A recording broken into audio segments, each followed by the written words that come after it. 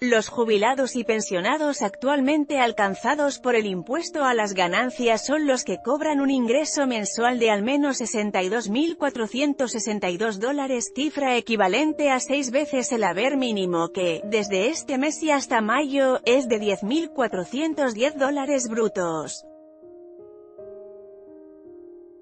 Aquel monto es, al mismo tiempo, el que queda libre del impuesto para quienes cobran una cifra superior, que tributan, por lo tanto, por los ingresos que exceden a esa cifra.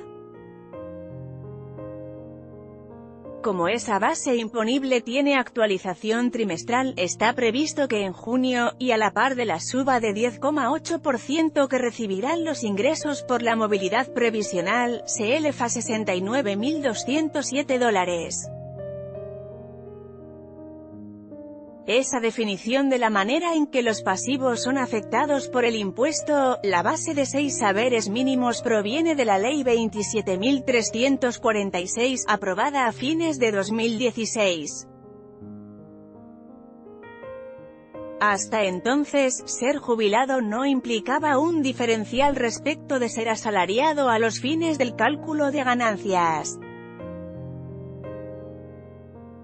A partir de esa última reforma, el menor ingreso alcanzado por el impuesto es más elevado para los primeros que para los segundos. De hecho, durante todo este año los empleados que no tienen cargas de familia declaradas ni aplican otras deducciones tributan a partir de un salario bruto promedio mensual de $46.146. La cifra incluye el proporcional del aguinaldo.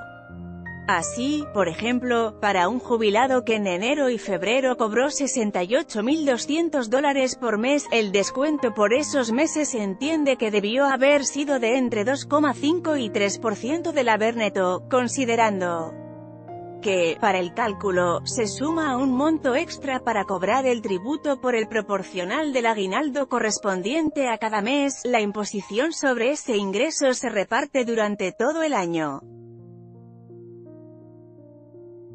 La cifra de $68.200 es la que regía en esos meses como haber máximo otorgado por el sistema gestionado por la ANSES, lo cual no quiere decir que no haya haberes mayores, los de quienes lo consiguen, por empleo, por orden judicial. El último dato informado por la AFIP indica que en 2018 fueron alcanzados por el impuesto 297.000 pasivos. No son solamente los del régimen de la ANSES, sino también los de otros sistemas, como los de las cajas jubilatorias de empleados públicos que la mitad de las provincias mantiene bajo su órbita. Este es el escenario actual, al menos, el planteado por las normas en cuanto a cómo hacer los descuentos, en el cual la Corte Suprema de Justicia jugará hoy su carta. Los jueces tomarán una decisión referida al reclamo de María Isabel García, jubilada de la Caja de Jubilaciones y Pensiones de la provincia de Entre Ríos.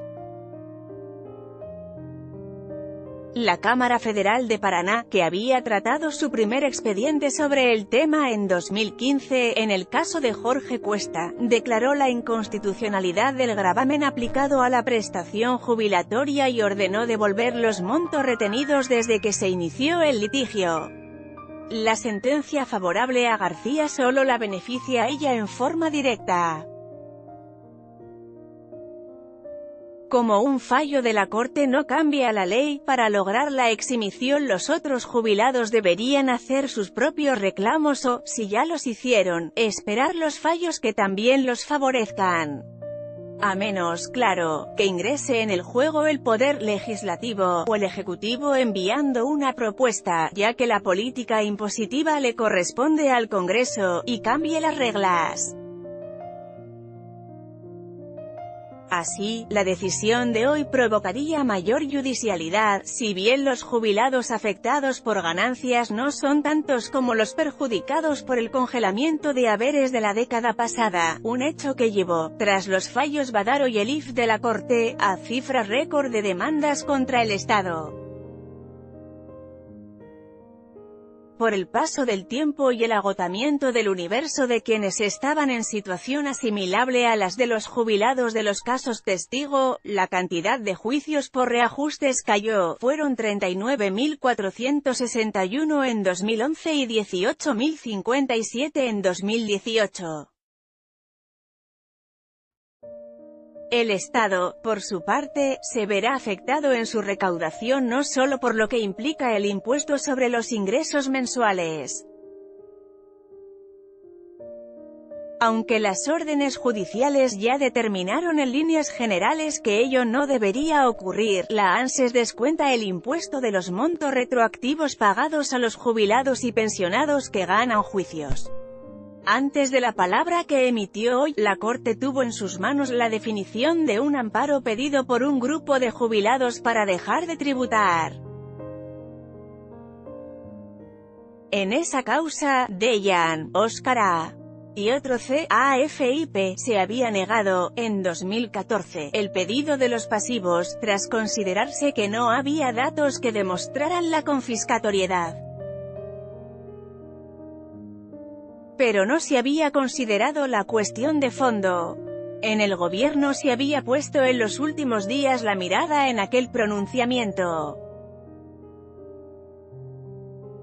La confiscatoriedad es uno de los temas sobre el cual giró la discusión en la justicia.